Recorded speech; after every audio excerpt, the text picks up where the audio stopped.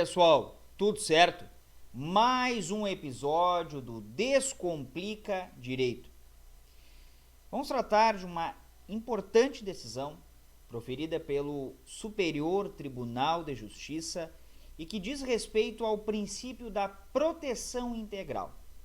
Essa decisão foi proferida pela terceira turma do STJ, a partir da qual foi determinado o início imediato do processo para a colocação em família substituta de 3 crianças que estão em abrigo institucional há mais de 5 anos. Vamos ver agora na próxima tela.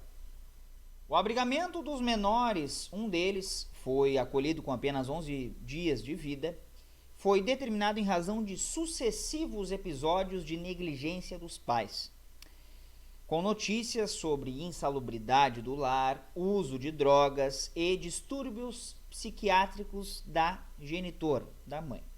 Com a decisão, em virtude das peculiaridades do caso, o colegiado pediu ao Conselho Nacional de Justiça, o CNJ, que acompanhe o procedimento de colocação das crianças em família substituta, zelando para que a medida seja realizada com a maior urgência possível.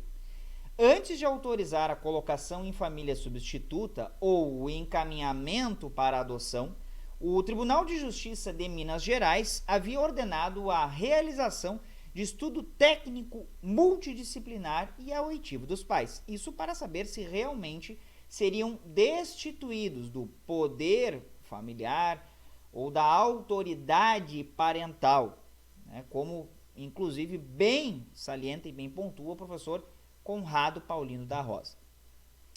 De acordo com os autos, além das péssimas condições a que as crianças estavam submetidas antes do acolhimento, o pai, o genitor, nem mesmo as registrou, enquanto a genitora, a mãe, desistiu do acompanhamento psicológico e psiquiátrico proposto pelas autoridades. Segundo os representantes da unidade de acolhimento, autora do pedido de habeas corpus, vejam, um pedido de habeas corpus, entre as interrupções da ação de destituição do poder familiar e as tentativas de orientação dos pais para aproximação com os filhos, as crianças já estavam abrigadas ou acolhidas desde 2017, sem que houvesse solução judicial definitiva para o caso.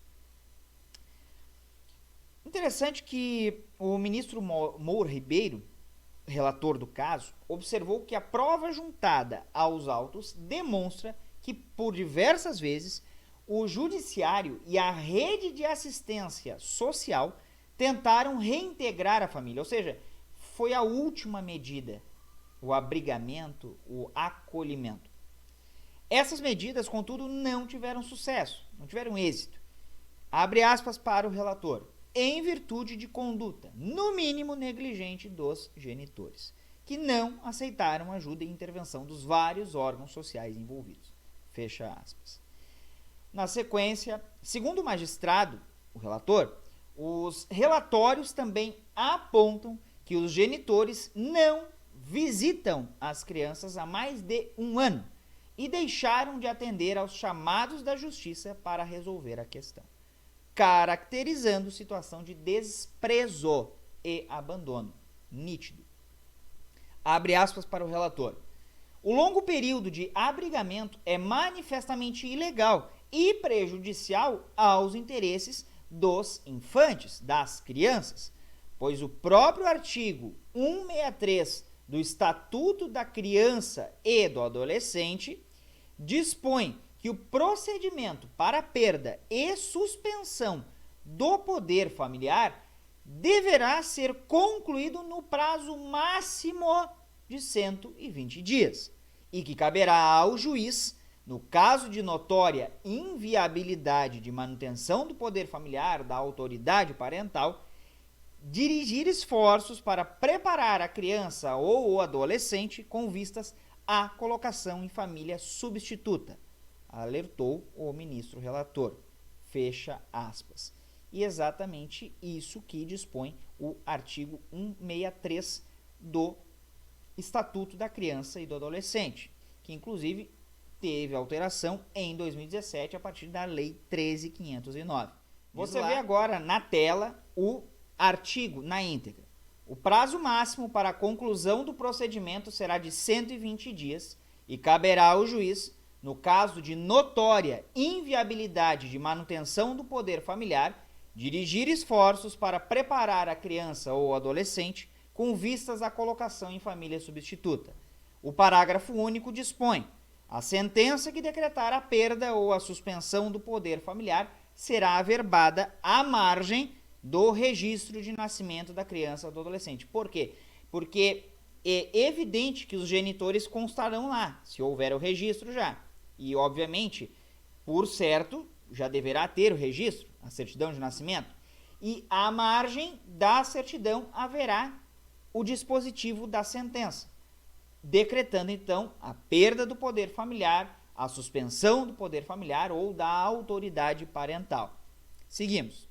Evidentemente que esse assunto é de extrema relevância. Por quê? Porque ainda não se dá a devida importância e atenção a esse tema. Não adianta retirar as crianças ou adolescentes daquele núcleo familiar e não dar o seguimento. Não basta esquecê-las num local, numa instituição, porque em algum momento elas terão que ser reintegradas de alguma forma a algum tipo de convivência familiar, seja na família natural, ou seja numa família extensa, ou mesmo numa família substituta. Então é muito importante essa decisão e esse caso tratado. Certo, pessoal? Não se esqueçam de se inscrever no canal, de curtir, de compartilhar, de deixar o teu like, de ativar o sino para as notificações de novos vídeos, de nos seguir lá no @descomplicadireito01, também no formato podcast, lá no Spotify e em outras plataformas de áudio e música. E nos acompanhe lá no canal do Telegram, cujo endereço, link, consta aqui na descrição do vídeo, certo? Um abraço a todos e todas, até mais.